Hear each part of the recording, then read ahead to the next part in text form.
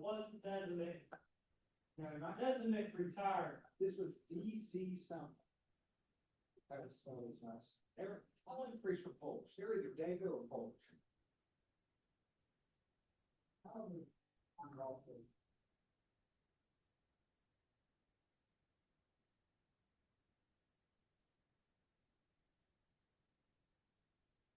Hello. Hello. Hi, Dennis. Hi. Good evening. Hello.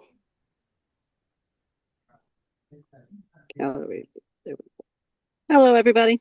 Yes, I'm in my car in the parking lot for karate.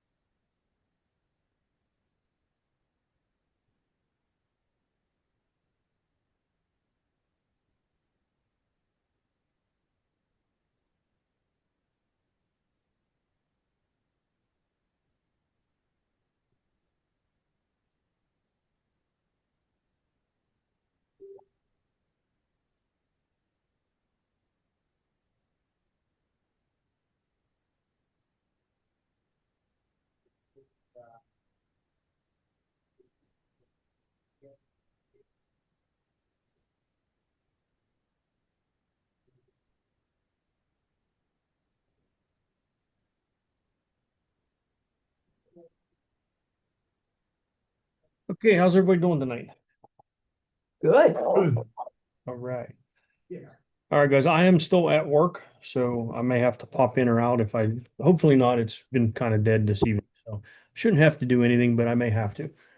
Uh, but we got a pretty good meeting scheduled for tonight.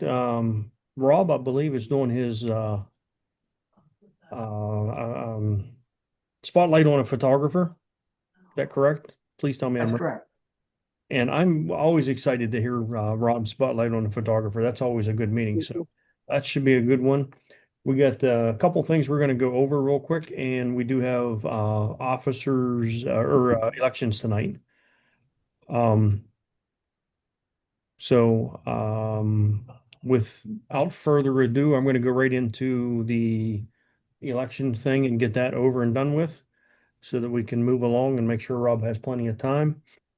Um, Okay, so what we have is, let me see here, I got my notes here.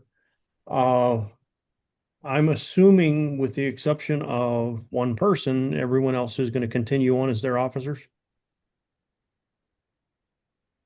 I'm willing. Okay. Suzanne, Oh, sorry. Yeah, that's fine, unless somebody wants to kick me out. yeah, good luck with that. No. Annie, Yeah, I'm in. okay. Marty, yeah, okay. All right. Jim has requested to not be an officer for next year. And so we have an election for Jim's position. Rebecca has stepped up and said, yes, I'll do that. So uh, if there's no other nominations for Jim's office, which is the Associate VP of Activities, is the official name for As that. long as Meehan's my buddy and help me out, yeah. And yeah, Jim Meehan has also offered to take Rebecca's position, which was the assistant to the activities. So Jim's going to help Rebecca out, and The only other one that we have that we don't have anybody to fill that Jim was running, Jim Murphy was running, was the Director of Community Services. But we'll kind of fill that in between a bunch of us at this point until someone steps up and says they want to do that. But we don't do a whole lot of community services anymore anyhow. Jim, when do you remember when the last time we had any of that? 2 years ago. I don't remember how long, but it's been at least several years. Yeah, so I kind of gave up. Well, we've talked about this years ago, Yeah. but I kind of gave up pursuing it because there was a general lack of participation. right. So and that's okay too, because it's not officially listed as an office in the bylaws. So that was one of those appointed ones, and if we don't have it, we don't have it. It's not a big deal. So with that being said, does anyone have any nominations for any of the officers at this point? I have a question though. Yes. If any, well, not quite a question, but if there was somebody that would like to do galleries and shows, that would help me. Annie, That's were you bad. talking or just eating? Besides me? Yeah. Okay, I mean, you know, we've had other places that have been free, to do shows, and people have, decided that they didn't like those places. So, I mean, places to do shows is very limited for us to do a private show. So, if anybody has any suggestions, it would be wonderful to contribute.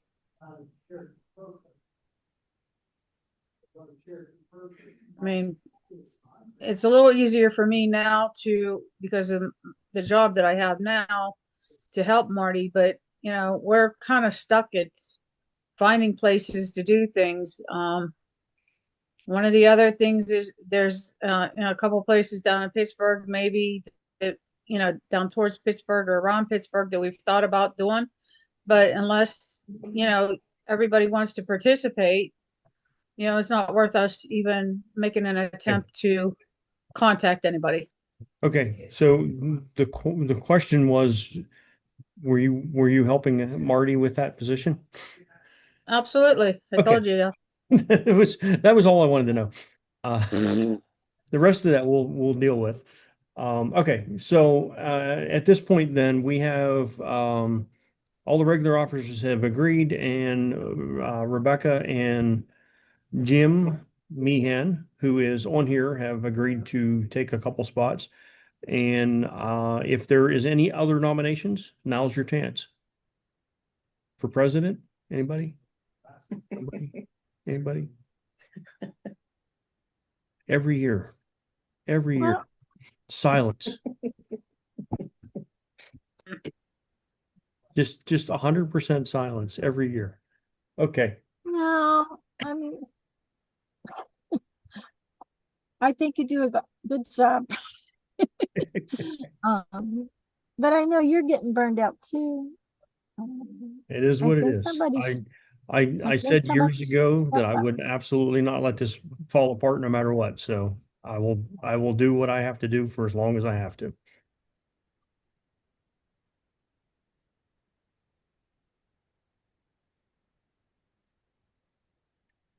All right, people. Okay. All right. With that being said, do you guys want to do a vote, or are we going to just accept the nominations as presented? Nominations would be myself as president, senior VP as Annie, associate VP of activities will be Rebecca. Activities assistant will be Jim Meehan. Associate VP of membership will be Suzanne. Director of community service will be blank. We'll probably just drop that altogether. Director of galleries and shows will be Annie and Marty. And if you need some extra help, we'll find you somebody. There's some new people that are popping in here, and maybe they can step up and help out a little bit. That would be wonderful. Newsletter editor Marty, treasurer Marty, and secretary is Beth. I'll I make think- that first motion. I Thank hear a you. motion to accept everyone as is. Second, I'll second Second it. that. I see a second. All those in favor? Aye. Aye. All right. Anybody opposed? Okay, that's it. That takes care of that.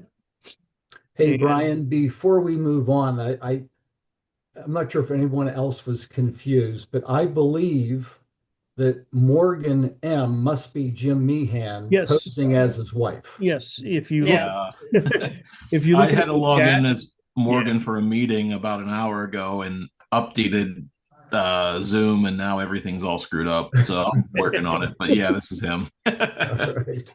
yep, yeah, there was a thing in the chat that said that's who it was, so I just rolled with it. We're good. Uh, All right, and Rebecca and Jim, I appreciate you guys both stepping up. Thank you very much.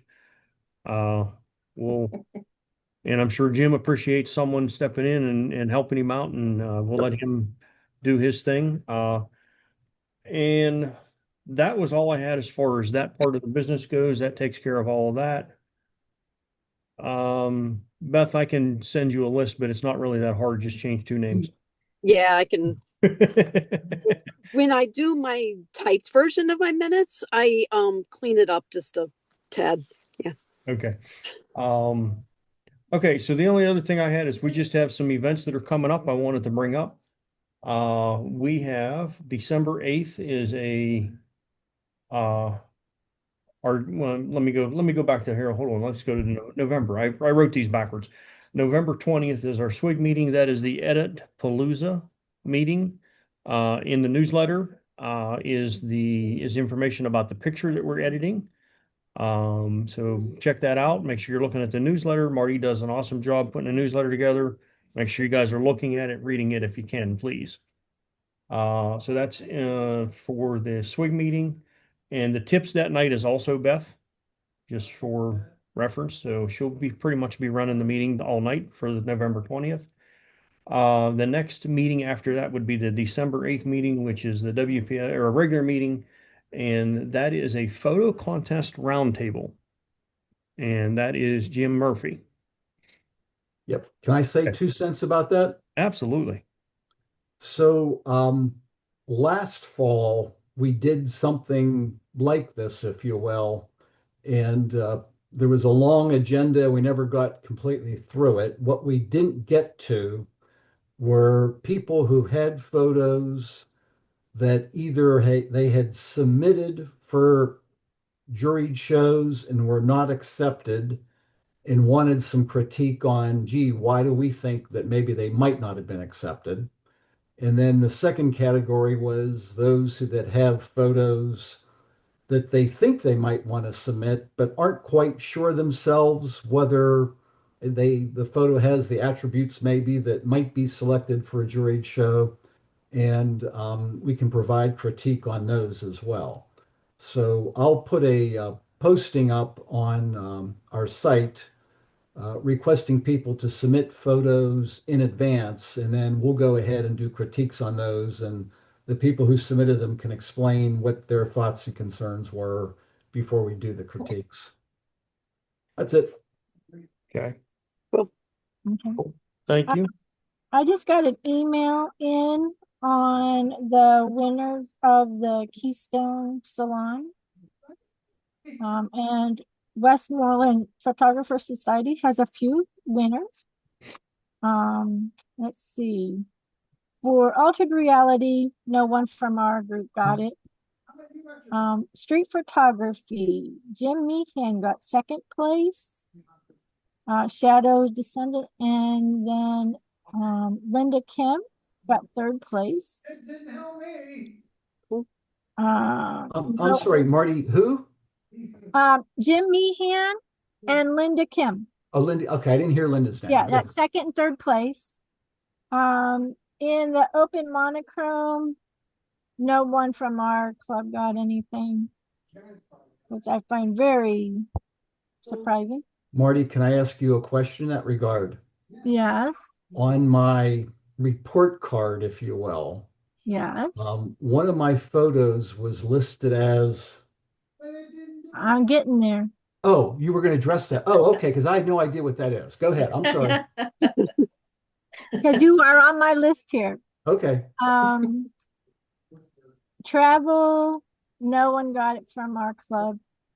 Nature, Suzanne Evans got honorable mention. Open color, no one from our club. And then Jim Murphy, you got judge's pick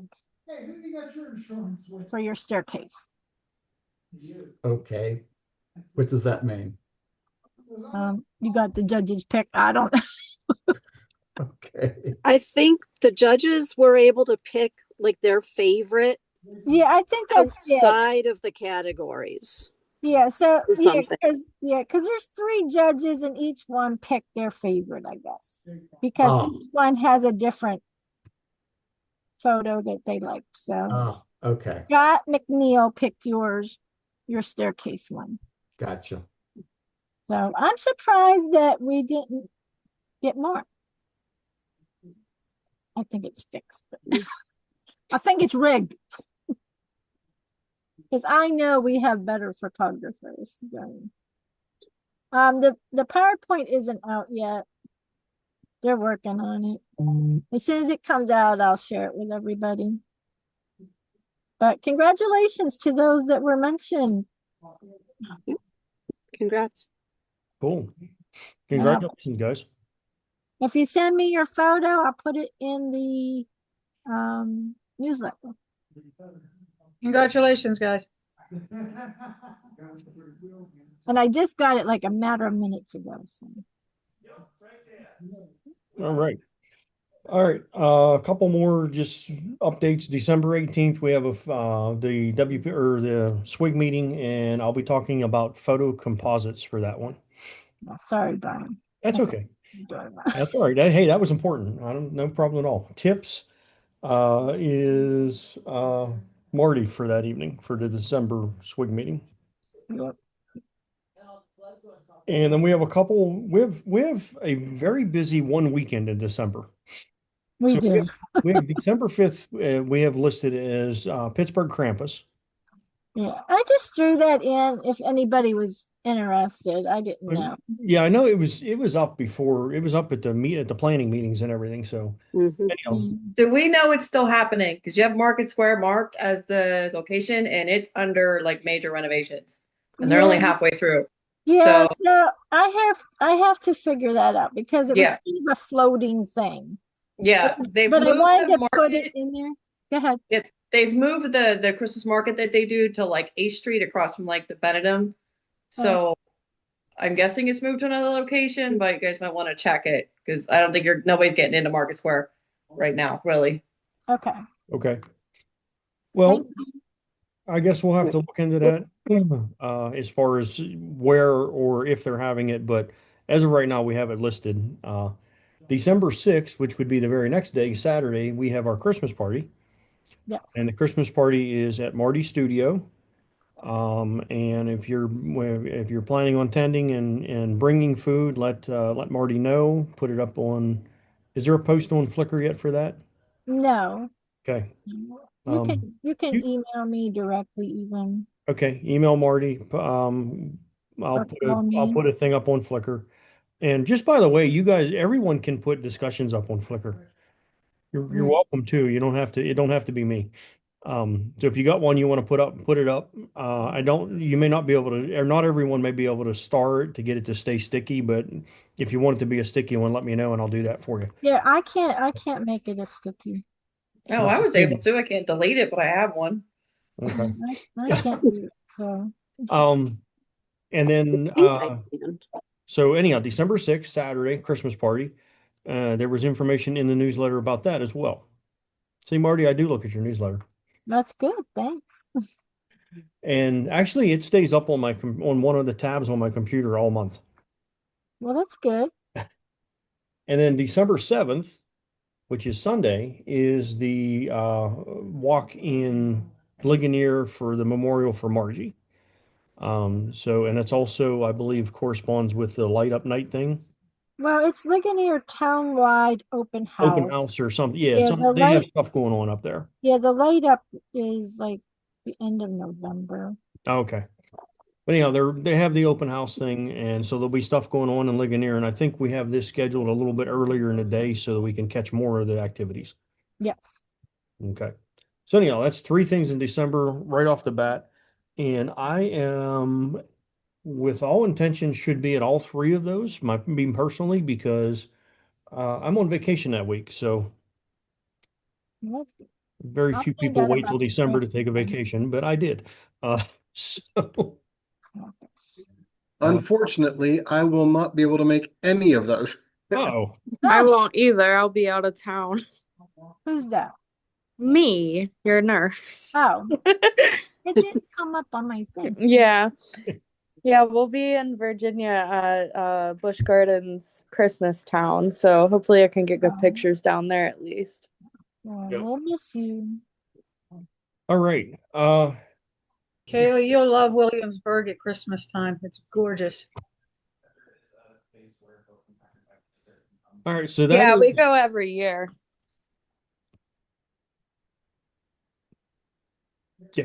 that's all I had to say as far as what we got coming up, what's going on. So we got a little bit of a busy schedule here.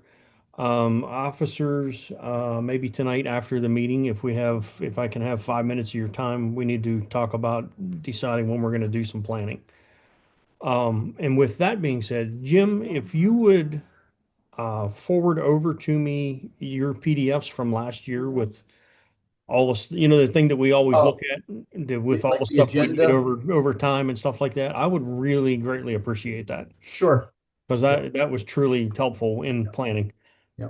So- Brian, I'll certainly I can give you the PDFs, but I'll also give you, I think some of it's on spreadsheet and some of it's on Word, but Yeah, I'll give you the whatever. originals. Yeah, anything like that you have, because that was definitely helpful, especially being able to look back and go when we come up with an idea and go, oh, wait a minute, we did that the last 4 years in a row. So, Will do. yeah, I would appreciate that a lot. Okay, so the Krampus festival is not scheduled in Pittsburgh this year. Yep. They are doing it in Barnesville, Pennsylvania on the 6th. Where is Barnesville, Pennsylvania? 75 miles from Pittsburgh. That's Oh, all it says. Well, we're not going anyhow because it's Christmas. It's our Christmas party night. But Yeah, so just letting you know, we'll scratch off the Krampus thing. all right, scratch off December 5th. Okay. All right. Does anybody else have anything they want to bring up or talk about before we move over? Oh, I see. Never mind. I see Bob has joined. I think I just got here. Do I get to break the news to him of what happened before he got here? Sure. Sure. Hey, I had my audio. I don't know. Can you guys hear me? yes, we Yeah. can hear you, Rex. Okay. At least Down I here. can. All right. Yeah. I've been listening since I signed on. I just now got my picture up and my audio. So onward. Okay. Well, Bob, since you were a little late coming to the meeting today, and tonight was the election of officers, Oh, I want to be the first to congratulate you on becoming president of the WPS. no problem at all. My pleasure. With honor, with honor. All right. No, we wouldn't do that to you without asking you or begging you. All right, guys. With that being said, I have nothing else. If there's anybody else have anything they need to bring up off the start here? Nope. Okay. Rob, I'm gonna turn the meeting over to you then. Okay, thanks, Brian. Thank you, sir. Let me start sharing the screen here. Let's see, share some.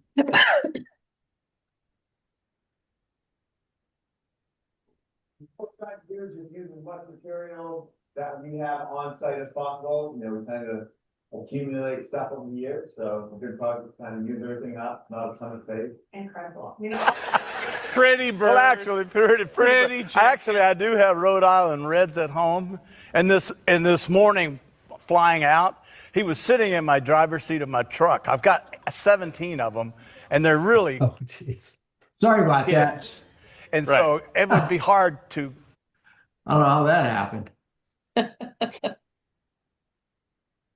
Okay.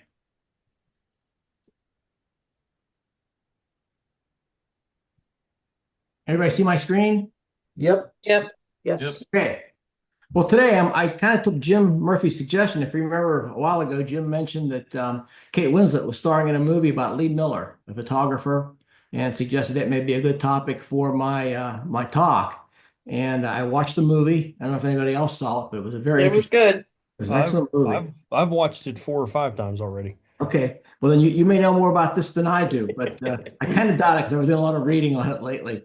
But anyway, what I found was interesting about it was, the movie touched on a few things. They touched on her past and really focused on her time as a war correspondent. But there's so much more to her life that's out there. And I wanted to kind of go through that today. So I think what this presentation is going to be a little more stilted towards her personal life than the actual pictures that she took versus what I typically do, which is little bit on the photographer, more on the pictures. And I do have some pictures at the end we want to look at, and I have a lot of video that I want to show too that kind of goes through what she did. But if you look at her life, she really was a restless, tempestuous, creative spirit that really jumped from one idea to the next, to one concept to the next, and became very, very much a master of many of these things, which I found very interesting. She also had a very serendipitous life where things happened to fall into place for her to do some of these things. But that being said, she also maximizes opportunities when they came. And I thought, even from the beginning, even from the Kate Winslet movie, I thought it was incredibly interesting that she would go from being a model into photography. And when I researched it a little more, I figured she had done that after she was too old to be a model anymore, but that really isn't true. She's a photographer by her late 20s, which is still prime time to be a model. So she really wanted to do that. And I found this quote out there that I thought was kind of neat. I'd rather take a picture than be one. And I like that quote because that may actually sum up most of the people in the club, right? Or maybe all of us. So what I would like to do is, in the show, I want to kind of start with the introductory video by Kate Winslet. I think she does a real nice job describing what the situation is. And the real key to this is, and let me just mention this first. Lee Miller died in 1977 when she was 70 years old. And she had a bit of a strange relationship with her son, which she reconciled towards the end. And when she died, her son went through her things and found 40,000 negatives in her attic. And all through her life, they asked her questions about her photography time, and she would say things like, well, I took some pictures, they're kind of lost to time, they weren't significant, and that kind of thing. But she really underplayed it. And if you go back and look at this, and as we'll go through some of these things, she did some groundbreaking things as well as did some very unique things as far as I'm concerned. So what I want to do is the video, and then we'll go through some of her timeline in brief. And then I have a very long video. It's about an hour long, but I'm going to jump around on it and just pull out some highlights. And then from there, we'll go through a few select photos. And then some of the comments that I have at the end, based on the research I did and what I saw of her and what I really took away as something that was admirable in her lifelong goals. So with that, let me get over to let me get over to the right link here.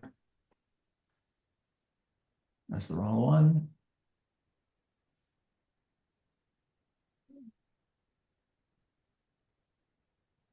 Bear with me a second.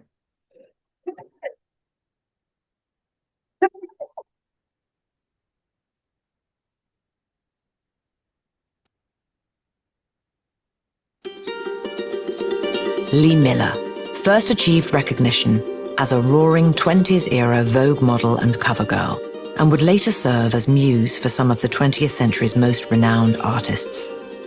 But it was her work on the other side of the camera that left an even more powerful legacy. A unique photographer with a very distinct surrealist style, Lee Miller shot memorable portraits featuring many iconic figures of her time, from Marlene Dietrich and Charlie Chaplin to Salvador Dali and her good friend, Pablo Picasso. Later, as a pioneering war correspondent during World War II, she documented some of the most honest and devastating stories of the atrocities of the Nazi regime. Up close. After a chance meeting with the publisher Condé Nast in 1927, a then 20-year-old Elizabeth Lee Miller of Poughkeepsie, New York, saw an Art Deco-style version of her face adorn the cover of Vogue magazine. Her cool and natural beauty, captured by some of the most celebrated photographers of the day, helped usher in a new era of modernist fashion. Yet Miller, who learned the basics of photography from her father, had other ambitions, famously saying, "I'd rather take a picture than be one." In 1929, she moved to Paris, where she actively sought out leading photographer Man Ray. She became his model, his lover, and collaborator, and developed a signature solarization technique in which light and dark hues are reversed. The two of them long debated exactly which one of them actually invented the technique, with Lee robustly stating that it was her chance shot at a mouse running over her foot in their darkroom that forced her to abruptly reach for the light switch, flooding light into their developing images, which accidentally created this beautiful, ethereal halo effect. While in Paris, she also worked as a solo photographer, creating her own work. By 1939, she was living in London with British artist and art dealer Roland Penrose, with whom she had fallen wildly in love. Miller began working as a photographer for British Vogue, chronicling the impact of the Blitz on the home front for female readers. She became one of the very few women to earn accreditation as an official war correspondent. After spending so much time in her young life being viewed through a lens, as a now middle-aged woman, she embarked on a courageous voyage to the front line in order to use her lens and her desire to seek the truth, to bear witness and see others. She captured indelible images of the aftermath of D-Day and the liberation of Paris. As one of the very first photographers to enter the concentration camps after the liberation, Lee Miller courageously captured stark, confronting images of what had happened under Hitler's regime and giving us some of the first ever images of the true horrors of the Holocaust. On April 30th, 1945, Miller and her fellow war correspondent David Sherman bribed their way into Hitler's now empty Munich apartment. Having not changed clothes or touched hot water for 6 weeks, Lee and Davy decided it made sense to make use of that fine hot water, and each of them took a bath in Hitler's tub. Lee immediately saw a scoop not to be missed. A now iconic photograph of a naked, posing Lee Miller, taken by Sherman, shows this formidable woman in Hitler's bathtub. Despite Lee Miller's exceptional career, her real story was hidden from view until after her death in 1977. After the war, she never spoke of her wartime experiences and deliberately boxed up and put away her photographs in an effort to forget the atrocities that she'd witnessed. It was finally her son, Anthony Penrose, who was astonished to stumble upon 60,000 negatives and prints of his mother's work in the attic of their family home. Only then did he finally become aware of his mother's extraordinary work. Anthony has embarked on a dedicated mission to preserve and protect his mother's legacy, creating the Lee Miller Archives and facilitating hundreds of exhibitions of her work around the globe. Now, the world can finally appreciate the profound impact of Lee Miller, one of the most vital and innovative photographers and reporters of the 20th century.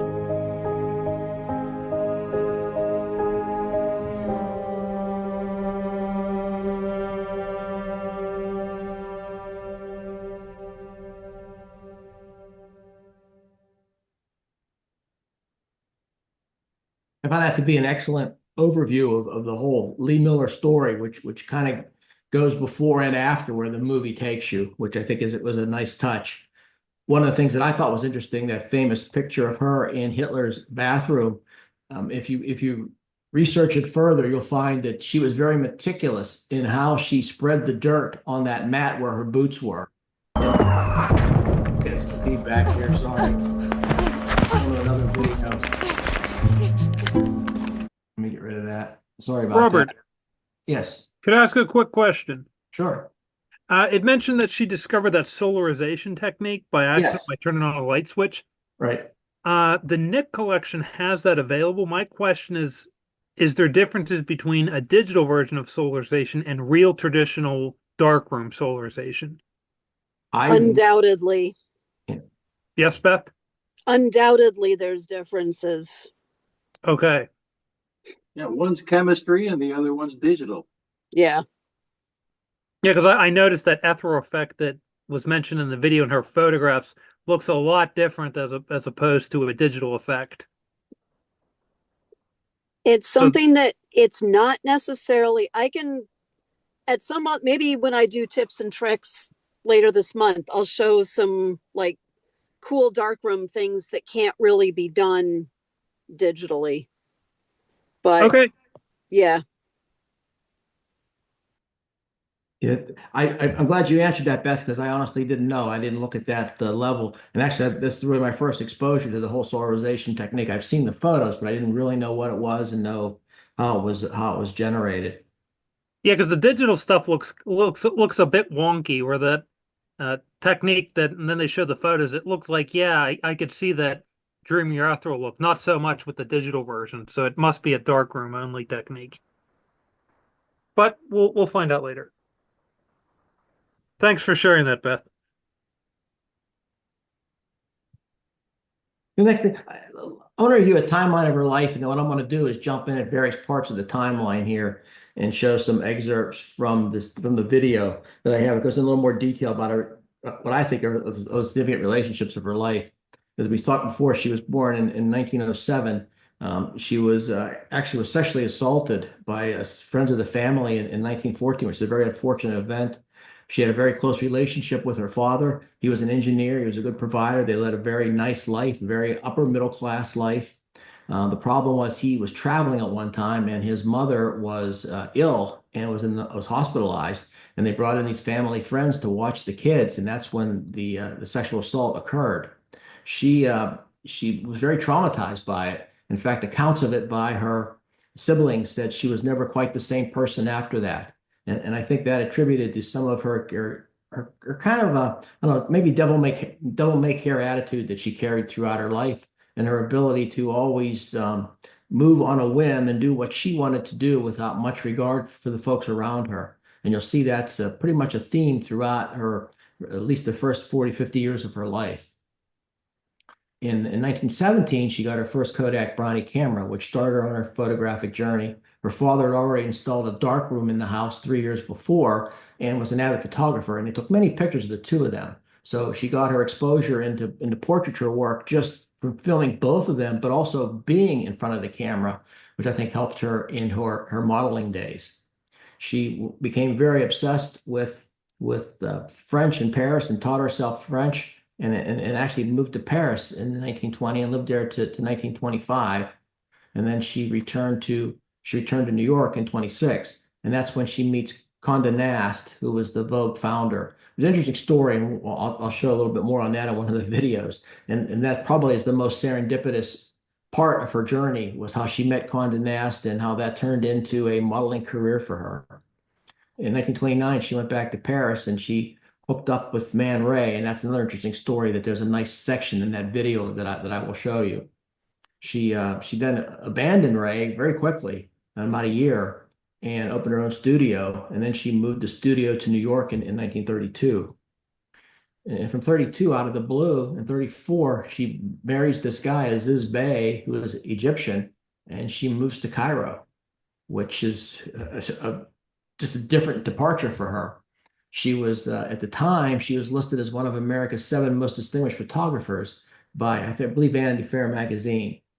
And even with that acknowledgement and being well known and photographing some celebrities, and she had made contacts when she worked with Man Ray, and those contacts, some of the people that she photographed in Europe were American. So when she came over and set up shop in New York, a lot of those folks followed her and had other recommendations. So she had quite the thriving portraiture business in the 30s, despite the Depression. So she was doing quite well and really working within the kind of the I don't say aristocracy, but kind of the group of people in the United States that really didn't feel the Depression. Those were the people that were privileged, and she was working with them and servicing them.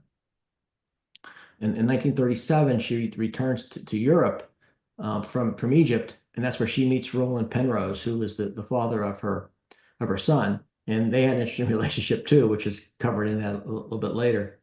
She also had with Roland, they did a lot of traveling, and she ended up being friends with Picasso, who painted her portrait 6 times. So she knew Picasso quite well. And then she returned to England, and in fact, when she returned to England, as soon as she got there, she was advised by the United States consul that she should get out of the country, being an American citizen and war pending, but she refused to leave. And as that happened, she became, ensconced in the Blitzkrieg when the Germans were bombing London over and over. So she was hired by Vogue, and she did some other photographs for them for both fashion and some of the devastation in London during the bombings. And then finally, in 42, she applied and accepted as a war correspondent, and then she went off to war, and that's really the essence of the movie. And then she had her son was born in 1947. Then from 47 to 50, from 77, it's kind of a different tale. She took some pictures for a while, put her camera away for many years. She suffered from PTSD and other issues such as alcoholism. She just really wasn't quite the same person. Her interest in photography had waned. Her pictures weren't quite as stunning as they were before because her focus wasn't there. But she did shift and channel her creative energies into cooking and became a gourmet cook and wrote recipes and books along those lines. So as you can see, she certainly kept going and found other ways to have a creative outlet. And if you're familiar with the movie kicks in about there where the arrow is. It starts out where she is in the south of France with Picasso and all these people that were living together almost in a commune type situation.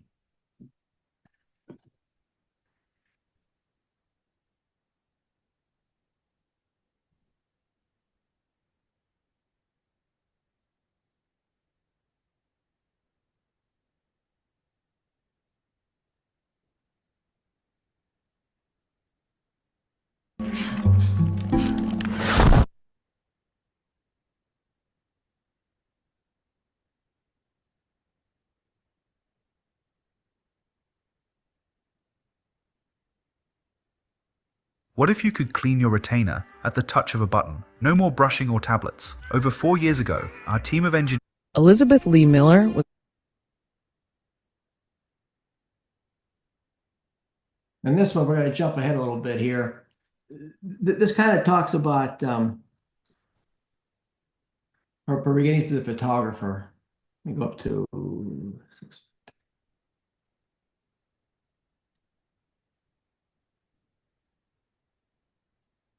for splashing water in a cooking class, from another for pulling pranks and smoking, and a third for convincing a fellow student to drink blue dye, sending the girl into hysterics when her urine turned blue.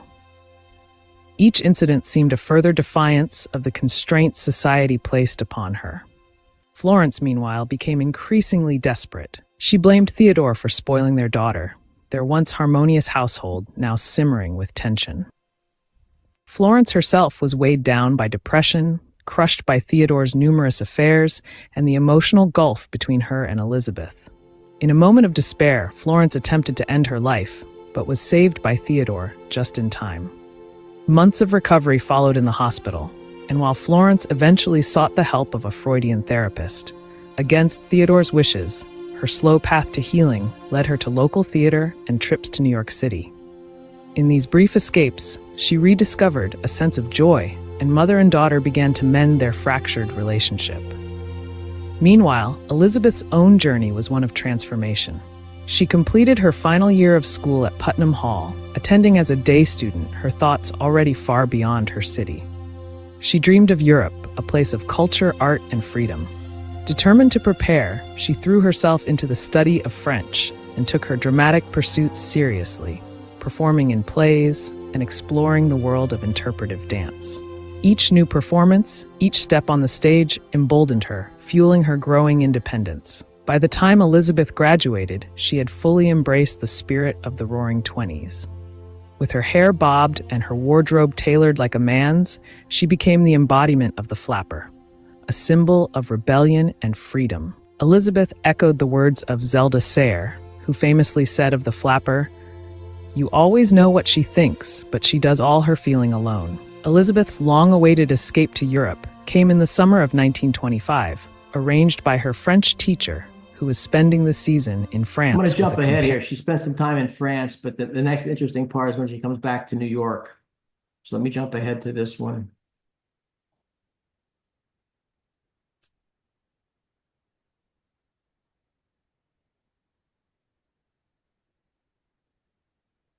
Intervening. One afternoon, while walking the streets of New York, Elizabeth nearly stepped into oncoming traffic. At the last moment, a well-dressed stranger pulled her back. None other than Condé Nast, the legendary founder of Vogue magazine. Fascinated by her striking appearance, he invited her to his office and asked if she would pose for the magazine. In 1927, Vogue was in the midst of a cultural shift, embracing modernity, short hair, cubism, and the vibrant energy of New York City. Elizabeth, with her ethereal beauty and sharp wit, fit perfectly into this new era of high fashion. She graced the cover of Vogue in March, just before her 20th birthday, and overnight became a sensation. Renowned photographers clamored to work with her, and she was soon the darling of New York's elite. Elizabeth's social life blossomed in tandem with her career. She mingled with celebrities, writers, dancers, and artists, moving through cafe society with ease. At parties, she rubbed elbows with figures like George Gershwin, Fred Astaire, and members of the Vanderbilt family. It was around this time that she was advised to change her name to the more androgynous Lee. She embraced the suggestion, later remarking that her career truly began the day she became Lee Miller. The ambiguity of the name would serve her well in the male-dominated world of photography, where clients were often unsure whether they were hiring a man or a woman. Lee's life was a whirlwind of glamour and excitement, with suitors vying for her attention. One of her closest companions was Alfred de Liagre Jr., a witty Broadway director, with whom she shared an intimate yet unconventional relationship. At the same time, she dated his friend, a Canadian aviator named Argyle. Her New York years were filled with adventure, but beneath the surface, Lee was haunted by conflicting emotions. "I looked like an angel, but I was a fiend inside," she later admitted to a reporter, hinting at the internal turmoil that lingered from her past. In 1929, one of Lee's professional photos was used in an advertisement for Kotex, a women's hygiene product. She was outraged, having had no idea that her image would be used for such a campaign. The ad caused a scandal, especially back home, where her modeling career had already shocked many. Yet, as the ad eventually faded from circulation, Lee began to embrace the boldness of the move, taking pride in the stir it caused. Her modeling career lasted only 2 years, but by the end of it, Lee knew she wanted to move from in front of the camera to behind it. "After all, I was practically raised in a dark room," she quipped. Her passion for photography was rekindled, and she began taking classes. However, the thrill of New York had started to wane. At 22, with an introduction to the head of photography at French Vogue waiting for her, Lee decided to return to Paris. Her lovers, de Liagre and Argyle, flipped a coin to see who would accompany her to the port. De Liagre won, seeing her off, while Argyle swooped down in his plane, showering her with rose petals as a parting gesture. But tragedy struck just hours after her departure. Argyle's plane crashed, and he died in the wreckage. Unaware of the tragedy, Lee sailed toward Paris, her future in the City of Light once again unknown. When Lee arrived in Paris, her fierce determination to learn from Man Ray thrust her into the heart of an artistic revolution. With characteristic boldness, she marched straight into his studio, only to be informed that he was on vacation. Crestfallen, she wandered across the street to a cafe, her mind racing. Then, as if summoned by fate, Man Ray appeared. He just seemed to rise out of the floor, she later recalled. Without hesitation, she introduced herself. "I'm your new student." Man, taken aback, responded with a dismissive tone. "I don't take students in any way. I'm off on holiday." Lee's reply was swift and defiant. "I know, and I'm coming with you." That audacity sparked not just a mentorship, but a passionate affair. Soon they were inseparable, lovers who intertwined their intimate and creative lives, making love between shoots, their bodies and art becoming inextricably linked. Man Ray, known for his meticulous, avant-garde style, found in Lee a partner who could match his artistic intensity. In the early days of their affair, they rarely left the studio, alternating between creating surrealist masterpieces and deepening their personal bond. Mann was drawn not just to Lee's beauty, but to her insatiable hunger for artistic knowledge. As she quickly mastered his techniques, Mann began to rely on her more, allowing her to take on his portraiture and advertising commissions. Their collaboration blurred the lines between teacher and student, artist and muse. Lee's rapid proficiency in photography stunned Mann. He taught her the delicate art of manipulating light, composition, and perspective, pushing the boundaries of traditional photography. But soon, Lee was no longer just his apprentice. They worked side by side, often to such a degree that it became impossible to distinguish their individual contributions. It's hard to say who took what photo, Lee would later reflect, her voice a mixture of pride and ambiguity, acknowledging the deep creative symbiosis between them. Their relationship, as intense as their art, grew tumultuous. Mann was both captivated and consumed by Lee. His camera sought to capture her from every angle, every fragment of her being. His portraits of her focused not only on her beauty, but dissected it. Each feature explored, each detail fractured and reimagined. But Mann's obsession was double-edged. His admiration for Lee soon twisted into a desire to control her. He idolized her but feared losing her freedom. This tension exploded over a photograph of Lee's neck, an image that would become iconic in Man Ray's body of work.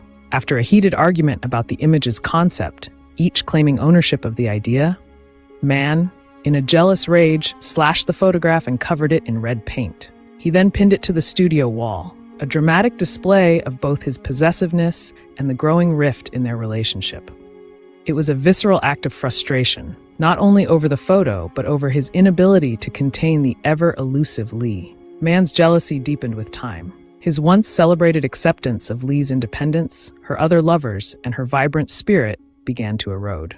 His letters became desperate confessions of his inner turmoil. "You are so young and beautiful and free, and I hate myself for trying to confine you," he wrote, acknowledging the struggle between his love for her and his suffocating need to possess her. Despite his declarations, the tension between them simmered, growing more unbearable with each passing day. "I have promoted everything that would be to your advantage or pleasure, even when there was danger of losing you," he admitted, torn between nurturing her talent and holding on to her. Yet, amidst their personal conflicts, their artistic partnership continued to thrive. One fateful day in the darkroom, Lee accidentally flipped on the light, exposing a series of negatives. But instead of discarding the ruined images, they decided to develop them. What emerged was a revelation. A partial reversal of blacks and whites, a strange ethereal effect that enhanced the contours of the subject. This mistake led to the discovery of solarization, a technique that would forever mark their work. The surreal, dreamlike quality it gave their photographs heightened the surrealist elements both were striving for. While the credit for this technique was often debated, Lee's role was undeniable. "I don't know if I did it," she later mused.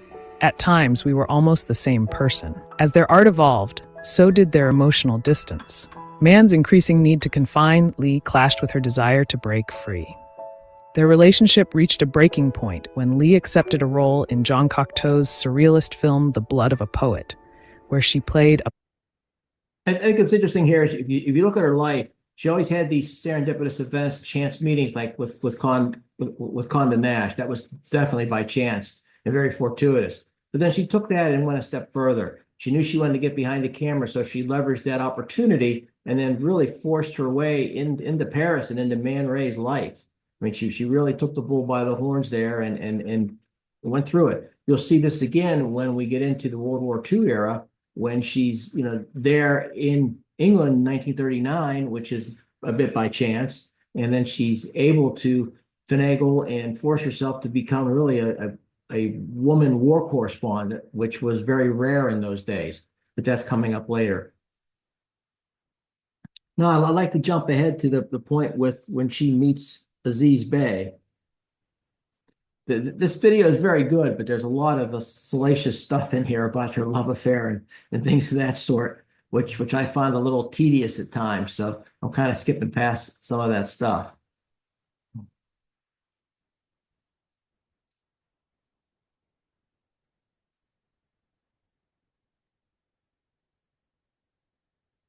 and she filled the artistic void with social escapades. New York's nightlife offered a glittering escape, a whirl of late-night poker games and smoky gatherings with This is talking about when she returned to New York from Paris and opened her own gallery. theater people, models, and artists, all set to the jazz-infused pulse of the city. Her physical health reflected the strain. Long hours, endless parties, and the bitter burn of bootleg liquor left her frequently ill. Her social calendar brimmed with admirers, her main lover being literary agent named John Rodell. By the age of 26, Vanity Fair had named her one of the 7 most distinguished photographers alive. Despite this, her restlessness only grew when she learned that her old lover, Aziz Eloui Bey, an Egyptian diplomat, was coming to New York. She abruptly closed her studio and retreated to what was then called a fat farm, shedding 15 pounds in 2 weeks. And the two rekindled their affair. She introduced him to her parents and celebrated her father's birthday. But the nature of her relationship with Aziz remained unspoken until one day she nonchalantly asked her mother, "How do you like Aziz?" When Florence responded favorably, Lee dropped her bombshell. "Good, because I married him." The marriage, like much in Lee's life, was unconventional. They married in Manhattan on July 19, 1934, in a civil ceremony hastened by an official who warned her against marrying a black foreigner. Infuriated by the prejudice, Lee had the paperwork expedited and married Aziz later that day in a Muslim ceremony at the Egyptian consulate. He was 43, she was 27. She decided to close her studio and move to Egypt with him, leaving behind her brother Eric, now jobless. When she offered to turn the gallery over to Man Ray, he responded coldly, "Pull your own chestnuts out of the fire."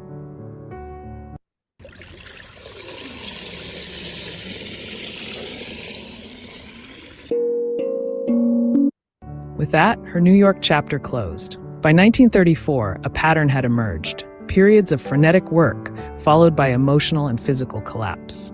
She entered her marriage to Aziz as though it were a retreat from the world, but it soon became clear that serenity could not be found within the gilded confines of Cairo. Writing to her brother, she confessed that she had come to loathe photography, abandoning her camera for months. In Cairo, her Parisian glamour intrigued the French-speaking elite, and she and Aziz spent their time amidst high society. They played bridge with royalty and flew to Jerusalem and San Moritz to escape the oppressive heat. But beneath the surface, a storm brewed. Aziz wrote to her parents, "Lee is happy, but it is not easy for her to settle down with her troubled soul." To the women of the harem, Lee was an anomaly, a woman unbound by the suffocating traditions that kept them cloistered from the world. Lee moved freely, mixing with men and women alike, offering glimpses of life beyond the walls. Her own life, however, remained troubled. It's believed that she suffered a miscarriage during her first year of marriage, and the pain lingered both in her body and in her heart. Her letters home described physical discomfort, aching joints, and a sense of being aged before her time. As the political atmosphere in Egypt grew tense with Italy's annexation of Ethiopia, Lee felt increasingly trapped. Anti-British sentiment surged and protests swelled in the streets. Lee herself spent 2 months bedridden, struck down by illness. But when she recovered, she flung herself into Cairo's nightlife, frequenting bars and defying the sexual conventions of the city. Aziz, unable to contain her, let her roam as she pleased. She was a force that could not be tamed. In 1937, her love for photography reawakened, as if stirred by the desert winds. She took excursions into the vast, silent landscapes of Egypt, capturing the stillness of ruins, the enduring faces of its people, and the endless horizon of sand.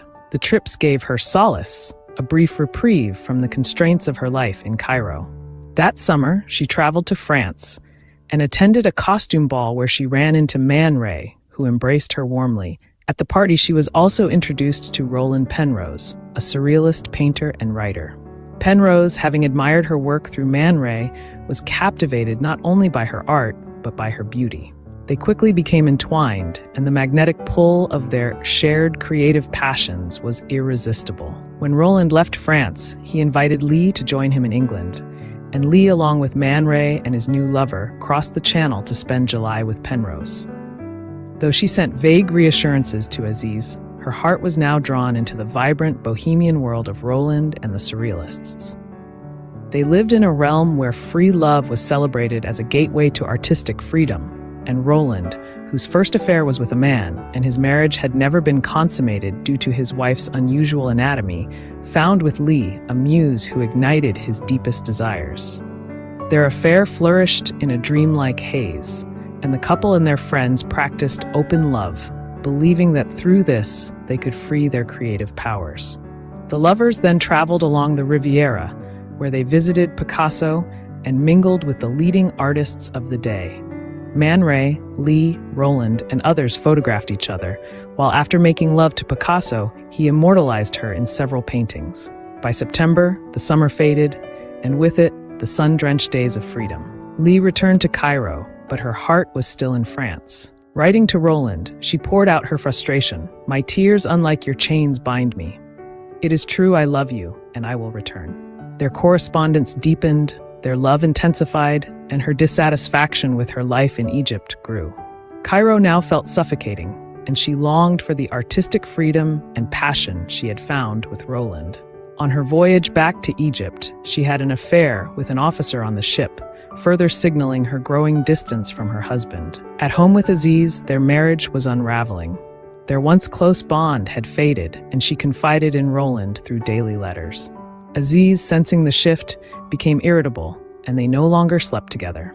Lee wrote to Roland, "When I got married, I really did it for better or worse. But with that idea blown by the summer, my always doesn't seem to mean much anymore."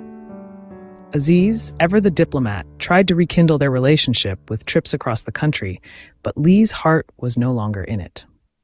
She was restless, craving the wildness of her past.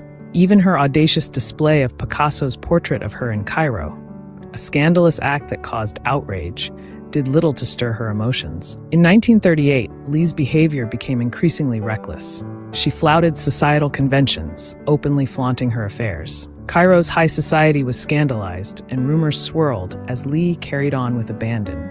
As the threat of war loomed over Europe, Cairo too was caught in a web of espionage and tension, yet Lee remained indifferent.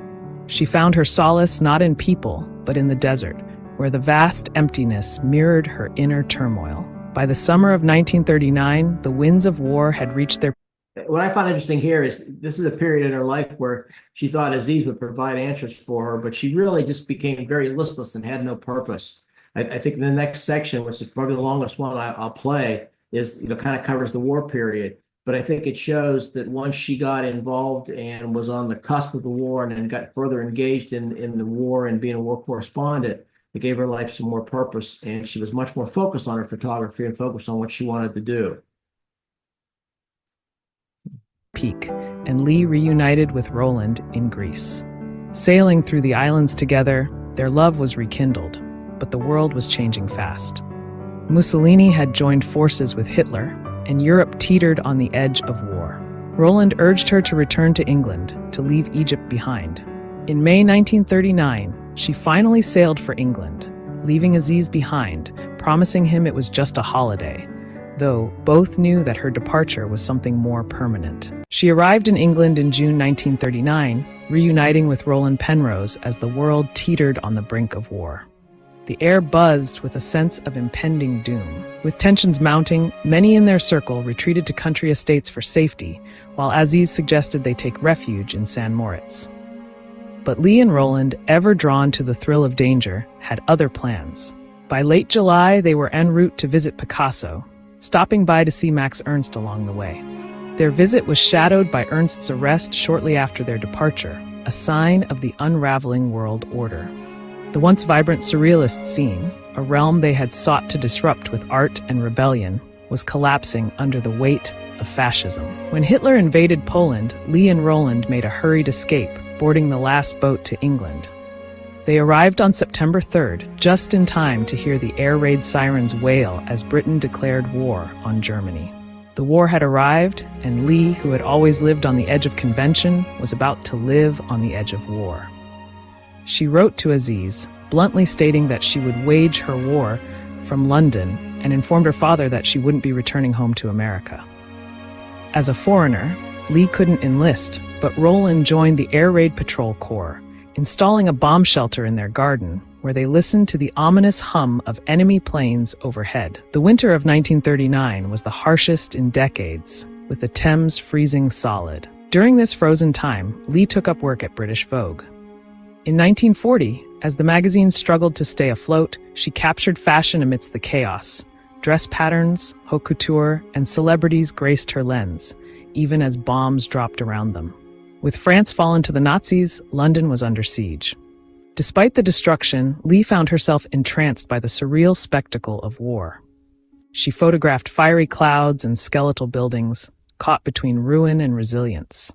Vogue's office itself was hit by incendiary bombs, and Lee, ever undeterred, photographed the charred remains for the magazine, her images a poignant testament to British defiance. The Ministry of Information soon took notice of her work, enlisting her to photograph Blitz-ravaged London for a book aimed at galvanizing American support for the war.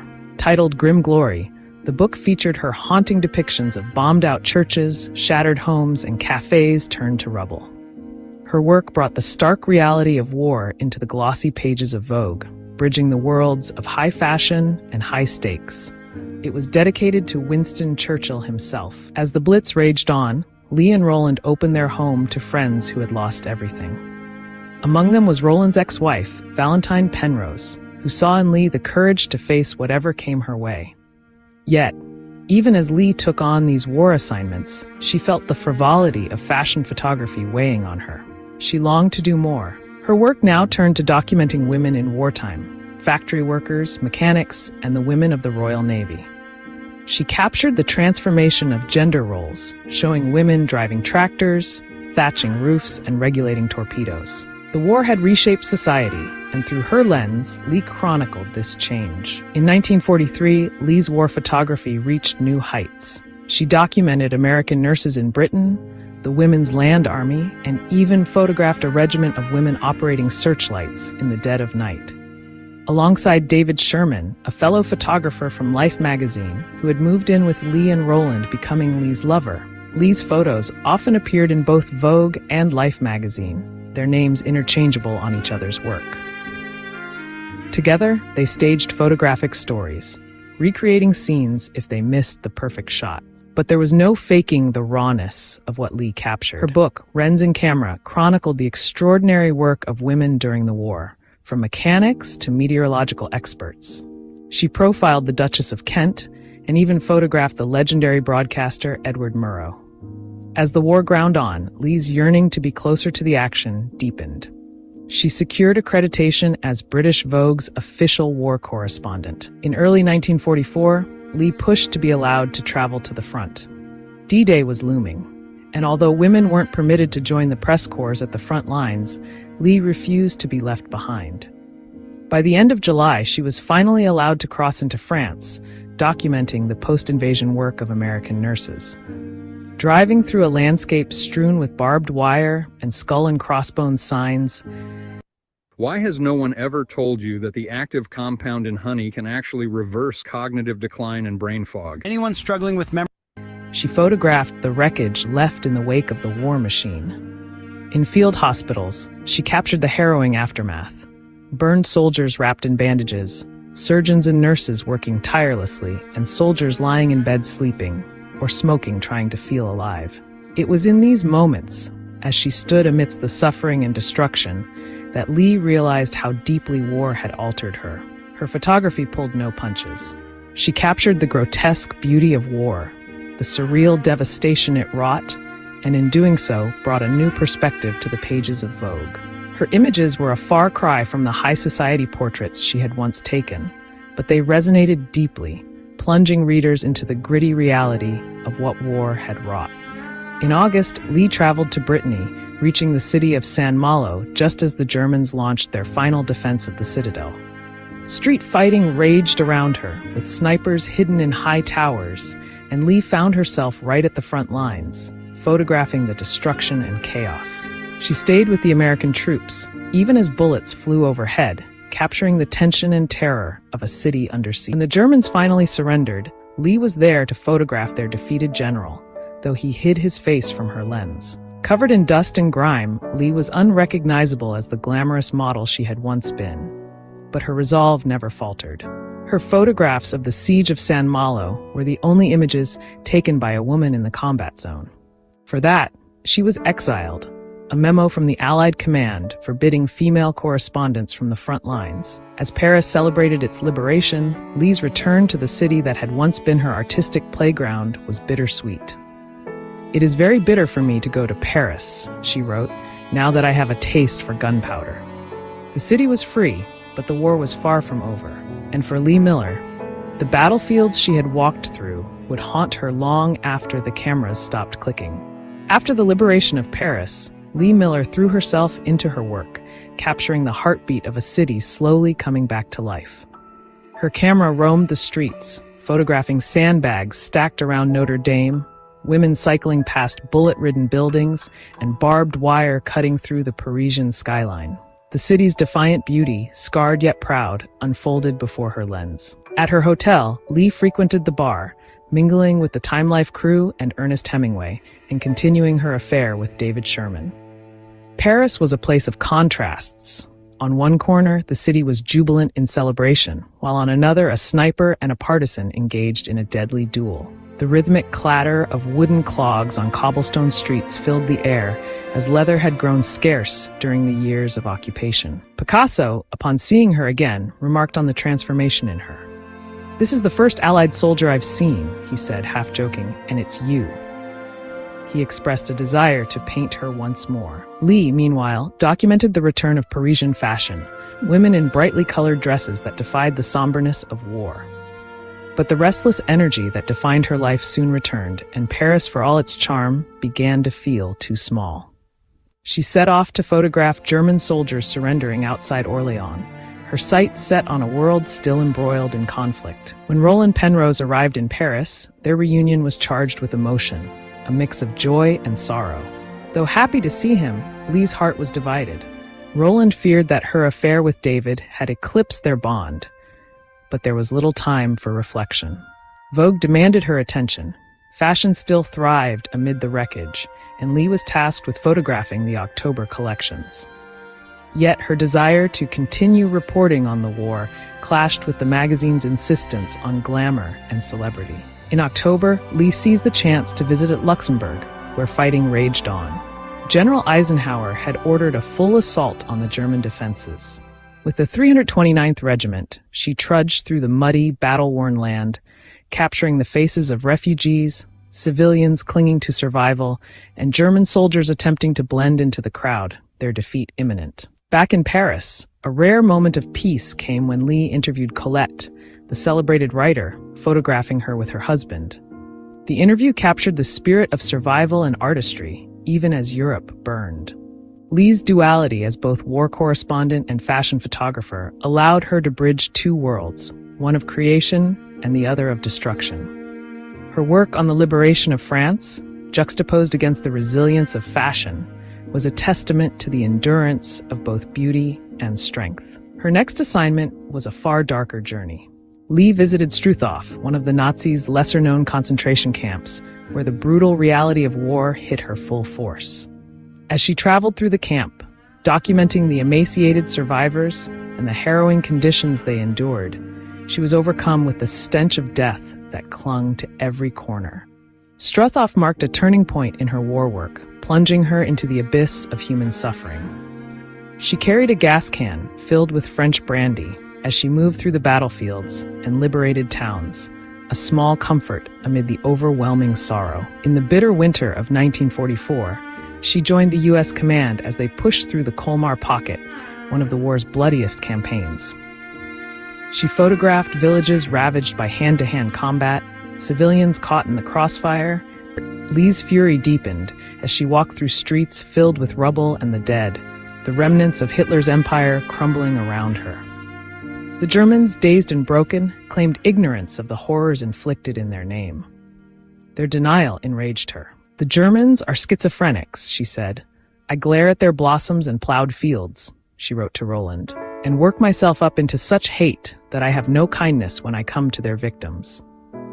She photographed entire families who had taken their own lives beneath portraits of Hitler, the Führer's shadow still looming even in death. From Frankfurt, Lee and David Sherman pressed on to Dachau, where they found one of the darkest corners of the war. The camp was a horror beyond words. Lee's camera captured the first steps of freedom for those who could still walk, while others lay in their bunks, too weak to move. Dutch prisoners raised their arms in victory, while SS officers tried to melt into the crowd, pretending to be prisoners. Their disguises futile as the real prisoners hunted them down. After Dachau, Lee and Sherman reached Munich, where Hitler's home was now under Allied control. It was here that Lee famously took her bath in Hitler's tub, an act of defiance, as if scrubbing off the filth of all she had seen. The juxtaposition of the absurd and the horrific was captured in a single photograph, Lee lounging in the dictator's bathtub, a stark reminder of the strange contrasts of war. From there, she sped off to Salzburg in a Mercedes convertible. One of the things that I found when I did some of the research on this was that she found those pictures that she took at Dachau to be so horrific that when she eventually sent them in, she had to keep sending notes along with them saying that this is real. These photographs aren't staged in any way. And she just couldn't believe that people would see that. I just can't imagine seeing that for the first time. And some of the sources that I read actually said that she was one of the first, if not the first, to send those pictures back. And Vogue published quite a few of them. I'm certainly not some of the more controversial ones, but they published quite a few. And that was the first time that these horrors and atrocities were seen by the world. Before that, they were pretty much a German secret. So that's pretty much her story. What I want to do now is I think she had a very interesting life. She certainly was a person that wasn't constrained by anybody, and she certainly went her own way and was very headstrong on many things she did. Like I mentioned before, she had a lot of fortuitous events happen, but she capitalized on them. So you have to give her credit for that. But one of the things that I like is I think if you look back at some of her work, you could see some interesting stuff. And these are just some pictures that I picked out that I thought either they were very striking to me, or had some symbolic message, or had some area to show how popular she was as a photographer. The first one is a picture of Mary Pickford. Mary Pickford, as you probably know, was a very famous silent film actress and well known. I mean, she was married to Douglas Fairbanks, and they were the power couple of early Hollywood. And they actually they were the originals of the United Artists, along with Charlie Chaplin and a few others. But to have her come to New York and have Lee Miller take her portrait really says something. Shows how connected she was and how the word of mouth got out that she was very talented. This is an excellent portrait, as you can see. The next one is a war correspondent. The woman's name is Martha Gellhorn. I like this picture because it shows a determined woman. And I think what she saw in Martha Gellhorn was a little bit of herself. Martha Gellhorn was a war correspondent on the written side more so than on the photographic side. Well, Lee Miller did write some copy for her pictures as well. She was not the polished writer that somebody like Martha Gellhorn was, but they certainly were two pioneering women in a time when the armies and other folks weren't permitting women to come into these areas and take pictures at the front lines. The next photo I just throw in because it's Pablo Picasso. You always see Picasso kind of in casual garb. You see him, kind of a free spirit. And here you see him kind of buttoned up with a suit, and his sport coat's off, but his tie's a little bit amiss, but he is wearing a tie, showing some of his work in his studio. And I think this is an interesting picture of him showing a different side than most photos that I've seen of Picasso over the years, regardless of the photographer. Now on to the war correspondent photos. This first one really struck me. This is in a London apartment building after a bombing in 1940. And to me, it shows the devastation of the building with I-beams and things sitting around, but it also shows a piano that's in reasonable shape considering the bombing that it just incurred. And to me, it's almost symbolic or a metaphor for London and England itself. I mean, it took some bruises, but it was able to fix itself at the end of the day. And this piano looks like it could be fixed too. Whether it was or not, I don't know. But it's certainly an interesting picture showing that something has survived at least enough to show there's a future for it. And I think that's just some symbolism in that picture that spoke to me. This picture here is one I just love. This is the Vienna Opera House. I was at the Vienna Opera House 2 years ago, so I can identify with where it is and what it looks like. But what she had was this famous opera singer, Irmgard Seyfried, singing an aria from Madame Butterfly, and she photographed her in silhouette around the devastation that the Nazis left behind from the bombing of Vienna. And another one that I think is an interesting picture is this one. This is a watchful eye on the night sky. And to me, this shows there's two women in silhouette looking right around in the evening, trying to find out if they need to go underground into the tubes for their safety. Is there going to be another bombing run or not? And that not only highlights the war, but it personalizes it because it shows these two people, and they're very calm in general, but they're also worried about what the night might bring. This is a very famous picture, and it epitomizes what she was feeling at the time. As she went back to Vogue in 39 and 40 and 41, she still had the goal and the charter to shoot fashion. And as she shot more fashion and she saw more of the atrocities around London, she became less enamored with it and thought it was much more frivolous and much more of a frivolous adventure. So I think this picture kind of shows it, the juxtaposition of this finely dressed woman in the latest fashion standing in an alleyway with all the destruction behind her. And the juxtaposition of those two just highlights, one, what she was feeling, but also shows the contrast of what was going on in England at the time.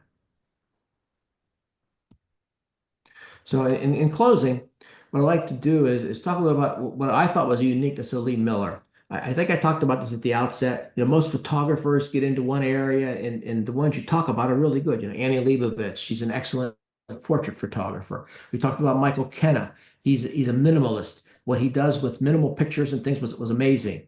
But both of those have mastered their craft over time and have become well-recognized names in those particular areas.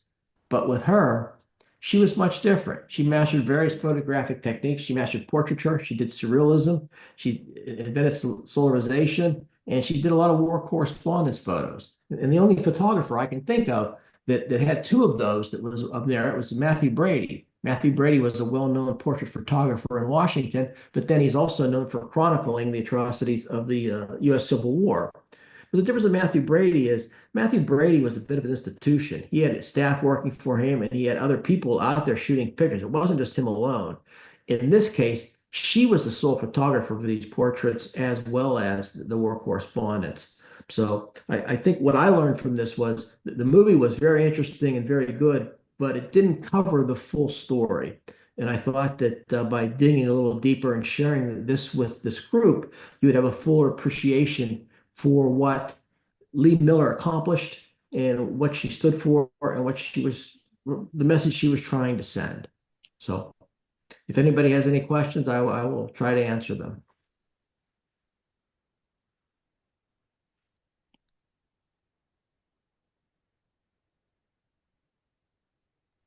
Rob, I've got a question for you. Yeah. Earlier in the presentation, you had mentioned that her son was the one that uncovered the trove of her photographs. Prior to that being made public, was she known or acknowledged at all for what she did? Not really. She downplayed it when they talked to her about it, and a lot of her pictures were lost. Some were published, but most of them weren't. So there was a lot of things that wasn't out there in the public domain.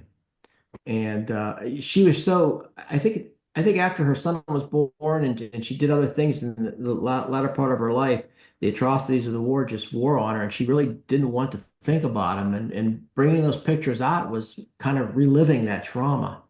And my view was she just wasn't ready to do that. So.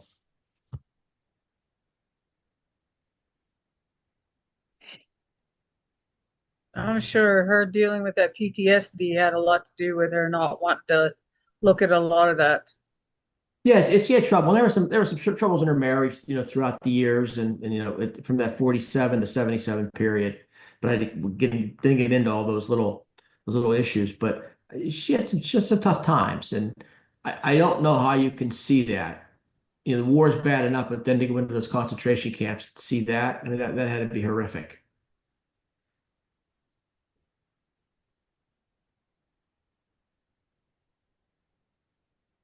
Robert, yes, I've noticed in older photographs, and including the ones that you showed, sometimes the skies look white. Is that relate to older cameras' issues with dynamic range or exposure? I really Or maybe don't know. neither. I don't know. Oh, you see, a lot of times when you use a film camera, usually it's exposure because you can't control it and you can't easily correct it in Lightroom, right? Oh, No.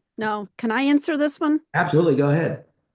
The older films, black and white especially, were not sensitive to the same wavelengths that today's black and white films can react to. Oh. So they were called orthochromatic rather than panchromatic. So that's why you get the blown out skies and things like that with the older shots. Like, I don't remember the timing of exactly when stuff started to change, but it was because of research and being able to add different types of grain on the same film that reacted more to different colors versus just plain old black and white. And it's because, like, darkroom paper, which I don't know how many of you guys, I know Rebecca and Brian have used it, but when you use multi-grade paper, it actually only is reacting to the blue and the green that is in the light, which is why you can use a red safe light or orange safe light. And film has kind of a similar thing, except that any light is going to expose it, but how much it reacts has to do with the wavelengths of the light. And that was just part of how the film was made back in the day. Okay, so it comes down to the the wavelengths then. Yeah, Interesting. it's sciencey stuff. I think that using filters over the front of a lens, like a yellow filter or a red filter, a green filter, also helped control what the sky was going to look like. Skin tones, all of those. Okay. That played a part in it, not all of it. Because the thing, we're looking at photos that are 80, 90 years old, and a lot of them, they still look darn good. Like the focus is there, the detail is there. Outside of, okay, so the sky's a little bit blown out. I mean, there's some of those shots, like the archway with her in the tunnel and like the war. I mean, that's darn good for a shot that was like 80 years ago. It's impressive looking.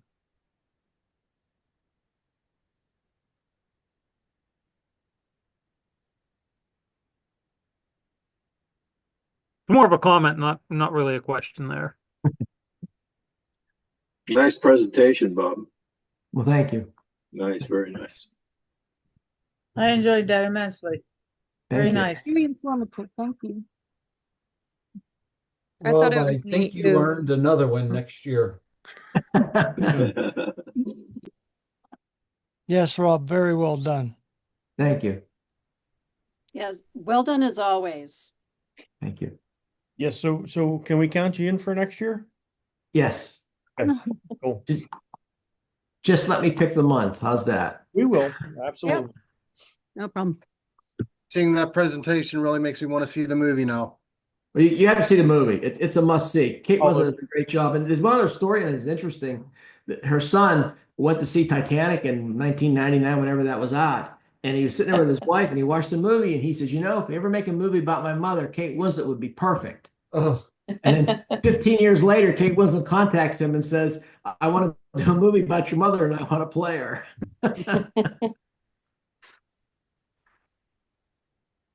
She done an excellent job playing the part in the movie. Yeah, she's a great actor. Yeah. Anytime I see a Kate Winslet movie, I watch it because I just like her. Yeah. Yep. Same. Yep, I agree. Where is it available to see right now? I don't Hang know. on. I bought it. It's on Hulu, I think. It's also on Amazon Prime to rent. Yeah, I'm pretty sure it's on Hulu. Yeah, I think I bought it. Yeah, it's on Hulu. Yep. Okay. I bought it at Amazon, so I can watch it Amazon, you got to rent it. 4 or 5 times. I wish I could tell you what network it is. There's another movie about a woman photographer, and it's either on Prime, Netflix, or Hulu. And I was trying to take a quick look, and I never did come across it, but I saw an ad for it the other day. So if It's anybody Jim, we knows were talking about that- that yesterday, right? I just saw it open to my Hulu and it's called Love and War and it's on Hulu. It's Hulu? Okay, Love and War? Yeah. Yeah. Thank you. Good, I can watch both of them. What was the other one that was recently Civil War, maybe? Civil War, that was fantastic. That was a little rough. That was good. Yeah. That was a good Especially the ending. Was it Civil War? Yeah. Yeah. You have Okay. Kirsten Dunst? Yeah. Yep. Ken Fantastic. Burns, Ken Burns special. No, that's Different different. Civil War. Wasn't that Ken Burns? No, there's a movie called This is Civil War about a a regular photographer. movie. Yeah. Oh, a Yeah. movie. Yep. Yeah, Okay. it was another really good photography based. Yeah. I've watched it several times too. I think I bought that one too.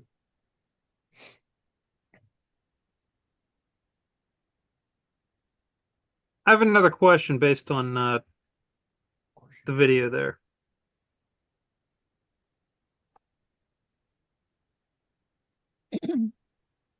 Okay. Oh, I just wait to be acknowledged there. Are there different standards and expectations based on the type of photography? For example, she did portraiture work in a studio where you control things, but she was also documenting things like doing stuff with like World War II.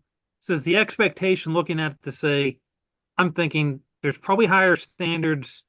You want a better photo if it's done in a studio, like a portrait, as opposed to, hey, you're outside on a rainy day documenting people in war-torn Europe. Well, you kind of take what you get. To me, I think the biggest difference is when you're in a studio, you're in charge of the composition.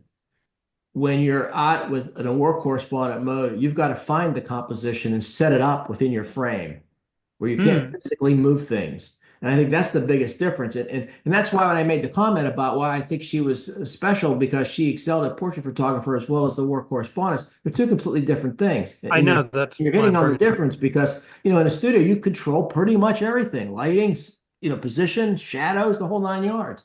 Out in the real world, you don't. You have to work with it and move your camera around to get the right composition. And that's another challenge. When looking at those photos, does someone remember that? Like if it's a studio photo, you expect, hey, this better look good because you're controlling everything. Right. Versus, as you said, out in the field, it's documenting. You can't control everything. You have to kind of take what you can get in camera. You have to remember too, if you screw up the photo that's in the studio, you can always redo it. When you're out in the field, you can't. Yeah, good point.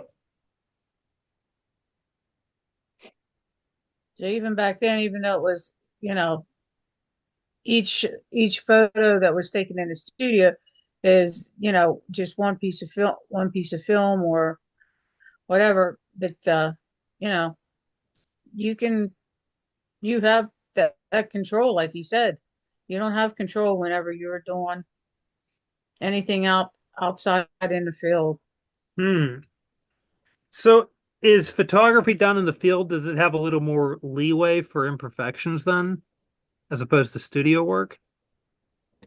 Usually because it's real life. Okay. Well, that's also a debate we've had in the club too, right? If you take a picture outside, is it proper to take telephone lines out and things, or is it should be more authentic? Well, and today it's a little different because you can do things a lot more in Lightroom than you could with a photographic negative 20, 30, 40 years ago. So, how authentic do you want to make it, or how authentic should it be? Well, that's part of why, like the rules for street photography and photojournalism within PSA are more strict, kind of like with nature, except minus the hand of man thing. But you're not allowed to do an awful lot of the things that you would do on just little pieces of a photo. It's either a global thing or don't do anything, basically. But that's you just within PSA for competitions too. That's I think one of the things that you have to remember is that if you're photographing an event like the war or something journalistic or something like that, that you are documenting what is going on. It's not artistic. Now, she was really good at making it look artistic or seeing the things that were artistic about the war or about the devastation or about the concentration camps, whatever. So she was able to combine the two. But as far as thinking about it, as far as this being perfectly technical and whatever, that is not the way you do correspondence photography. That is not the way you do news photography. You do news photography to document what is going on. Most of the time, it's happening faster than you can think. Yes. It's not about setup. It's not about this. It's about taking a picture and documenting it and showing what happened. She just was really good at being able to do those pictures and have artistic view of it as well. True. Okay, that makes sense. And Beth, you mentioned something interesting that each type of photography you said has certain rules to it. So stuff involving within landscape or PSA. studio, there's different criteria that has to get met. That's within PSA competition rules. Yeah, and as far as But they come from the history though, which is because PSA's been around for a long time and it started with film. So a lot of the rules come from that idea, basically.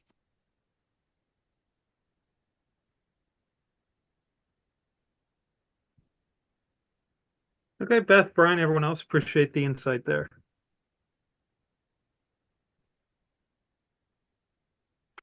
And Brian has been a photojournalist, so. Just a little bit.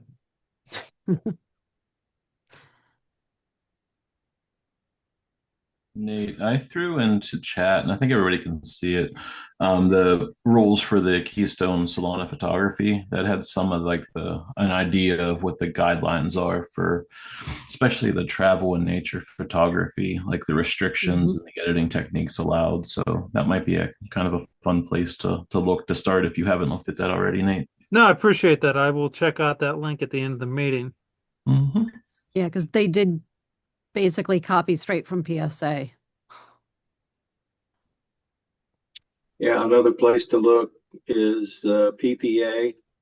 Look for the judges' 12 elements of a photograph. The 12 PPA, elements. Professional Photographers of America. PPA. Well, I guess it's still PPA. Yeah, you can call it that. Yeah, I thought that it changed to the world, but PPA is. If you look for PPA, that's what you're going to find, and then just go to the 12 elements. Those would be the things that you would be looking for in almost any kind of photography you're going to do. Some of those elements will be what you're expected to produce. Okay, Rex, I'll check out that website. Sure. And one of the reasons I'm asking these questions, not to deviate from the lecture tonight, is I was at the Pittsburgh Veterans Day parade and I took some photos and I wanted to see what all the papers took. And I was kind of shocked of the quality. I mean, there were some excellent, fantastic shots in the paper, but some of those paper shots were kind of like not so good. But based on what Brian and Beth have shared, is some of it's more it's documenting what occurred there, not looking for the perfect shot.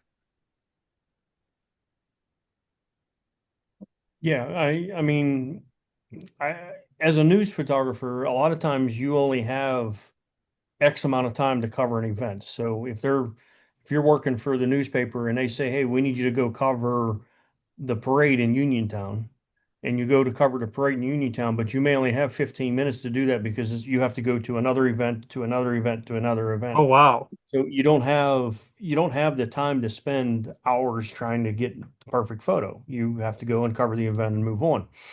I mean, one of the things that they made me do was I covered high school football as a news photographer, and I would cover 3 games in one night, 3 Friday night games.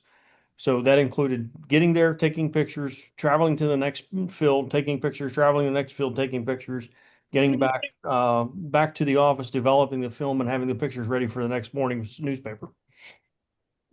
Then So what you said, it makes sense why one game it would be very early, where maybe nothing's on the line, nobody even scores points. By the time you get to the third game, there could be higher stakes. It's because you're meeting the schedule then. right, because you're shooting three different games, and they all start at 7 o'clock. Okay, that makes a lot of sense because I've been So looking a at lot like of news.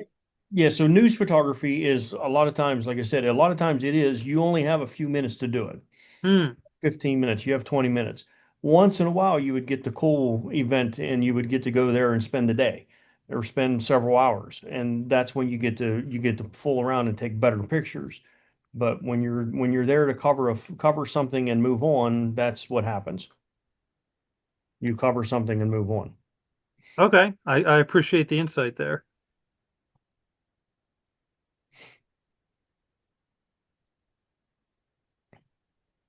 Any other questions for Rob or about Lee or? I was just looking that you have to admire her courage because I was just looking to see how many photographers were killed during World War II and in the European theater. And there were some questionable numbers, but the number stands, there's one number, 32 were killed in action and over 100 were wounded. So it was a very dangerous assignment to follow the troops into battle. And so you have to admire her courage and determination to do that. So just a testimony to her endurance, let's put it that way. Yeah. Quite a character too, Rob. Quite a character. Oh yeah, yeah. I mean, She definitely went her own way. And when I looked at the story, I couldn't believe how compelling her life was versus what was shown in the movie. The movie hinted at some of that stuff, but not to that level. And that's why, typically I do these. I'm a little more focused on the photography than I am on the person. But yeah. The videos I showed had so many pictures in the background. You got a flair for what she did, plus the ones I showed at the end. I think that covered it pretty well. Yeah, it seemed like she was rather troubled throughout her life. She was very Yes. like an unsettled individual, jumping from one place to another and one romance to another and all that. I mean, Yeah, she always seemed to have a lover. She always seemed to be, avant-garde. She always seemed to be opportunistic on some of these situations, some of them not so much. And it just was, I don't know, it was an intriguing story. Woman certainly ahead of her time, that's for sure. Yeah. She I know how to pick them, Rob. She absolutely was not good at taking the word no. No. I will say this is someone who has served in the military and has been in combat situations. One of the things that, you can't know what the feeling is in those situations, and it's mostly adrenaline that makes you go. And I know that as a veteran. One thing that I noticed in that presentation that really stands out to me because of what you guys are talking about now is her feeling of the hatred that she had of what the Germans were doing. And I think emotion played a lot into her photography. And I think that was her driving force. That's what it seems to me. No, I think you're right there because if you look at what she did, she would get a passion for something, she would go after it. Surrealism, photography, modeling, whatever she did, she had a passion for it, and then she would get to a point where she had a level of expertise or kind of mastered it, and then she needed to find something else. And I think that's a story of her life, really. And some of those serendipitous events provided her with those opportunities to jump to something else, and she capitalized on it. So, Yeah, and let's thank Heffy for his service too. Yeah, thank you for your service. thank you. Thank you. Very nice, Rob, as always. Thank you, Bob. Well done. Thank you, Rex, for your service. Thank you, Rex. Yeah. You got it. All right. I do have one thing that I wanted to address. I kind of forgot about it, but I was looking at our Flickr page. The monthly contest. So if it's the October contest or the November, which I'll post, sorry, it's not up yet, the December contest. The idea of the monthly contest is that the pictures be taken during that month. Just putting that out there. I'm not calling anybody out or anything, but please make sure that you're taking the pictures during that month. That's the idea of the monthly contest. And that's all I'm going to say about that. The other thing I wanted to ask is I noticed that you guys are posting a lot of the 14 days of photos. Are you guys enjoying that process? Yes. Yeah. Yeah. Something you want to continue further into the future? On occasion, maybe. Yeah. Okay. Are the 14-day photos also supposed to be taken in the month of November?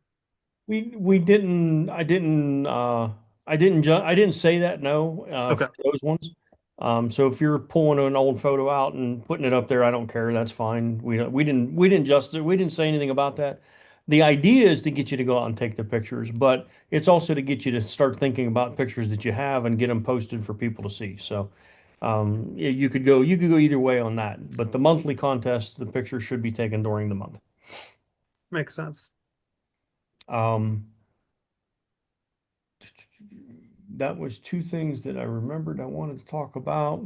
Brian, before you go to your next item, another comment that I would have on the monthly photo contest is it's great for people to submit photos, and we want as many people as possible to submit photos. Last month might have been an outlier to a certain extent, but it was the best example of people not voting. Yes. There were, and I don't know what the numbers are. Let's say there were 10 photographers who submitted photos. Only half of them actually voted, which I thought was kind of disappointing. So try to remember to not only submit, but to then subsequently vote. Yeah, and then it makes it hard because now I have 4 people with 1 vote each. So, so all 4 of you get to go in the. Yeah.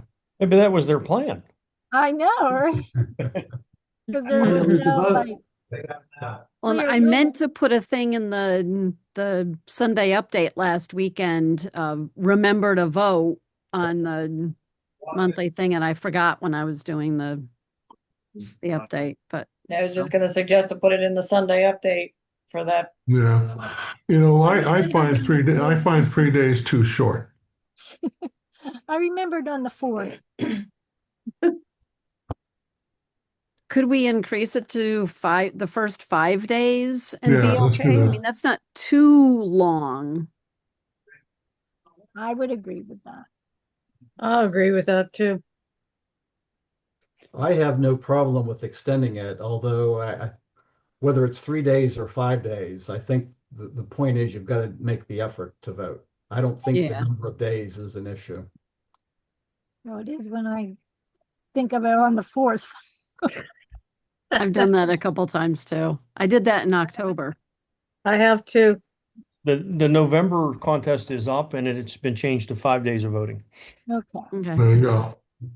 And I will post a thing for the Edit Palooza pictures, even though I know everybody's going to do it the last like 4 days, but still, I'll try to post something on there so you can add those. I've literally done it while you were presenting the meeting. Oh, in the past. Yeah. All right, guys. Well, it is 10 till. I don't think it makes a lot of sense to get into a critique because by the time I get it up on the screen, you guys will, it'll be time up. It'll be almost time to finish for the evening anyhow. Does anyone else have anything that they need to bring up or talk about this evening? For those who sent photos to Nancy and Ken, thank you very much. Nancy in particular was tickled to death with the photos. And I was looking in the chat. It looks like there's a place there to send more. Is that correct?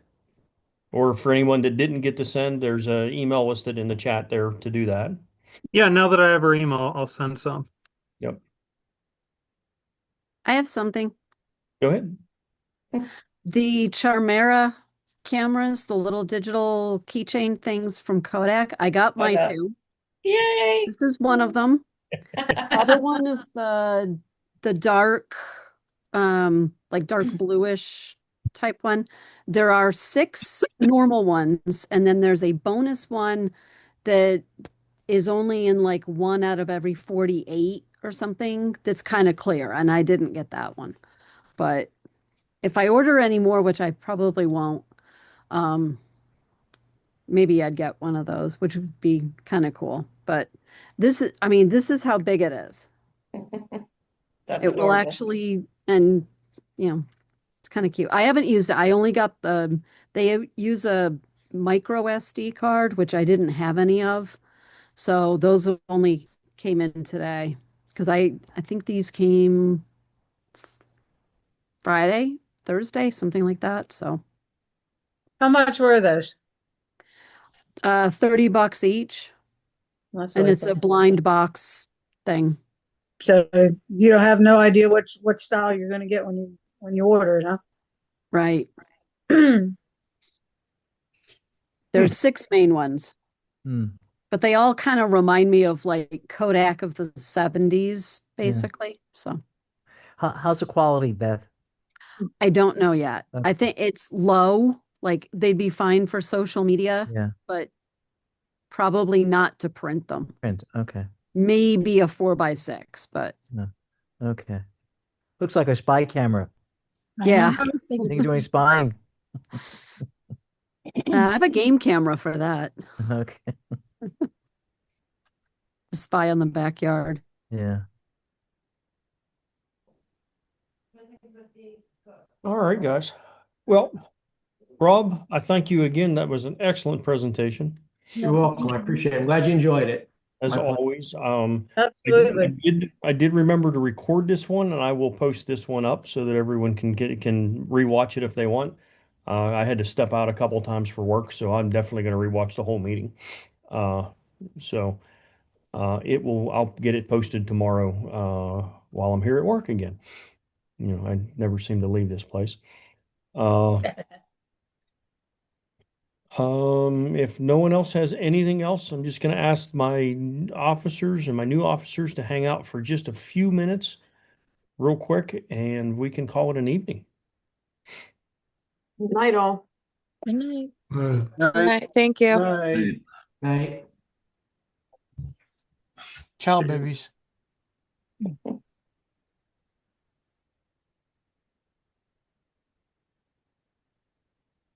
Okay. All right, guys. Who was that left? DL was the last one. Yeah. Oh, he's always the last one to leave. I swear. Most of the time, I end up kicking him out. All right. Just actually, let me stop the recording too.